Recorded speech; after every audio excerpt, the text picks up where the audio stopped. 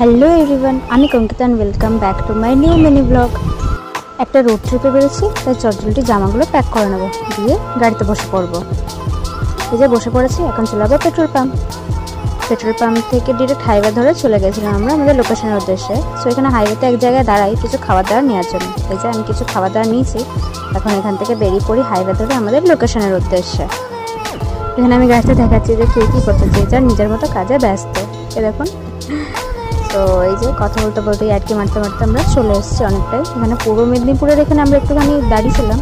এখানে যে নিয়ে নিচ্ছি কফি রেখে আবার রওনা দিয়েছিলাম। আর এখন চলে এসেছি, এই যে আমাদের লোকেশনে পৌঁছে গেছি। এখন চলে যাবো রুম নাম্বার 200।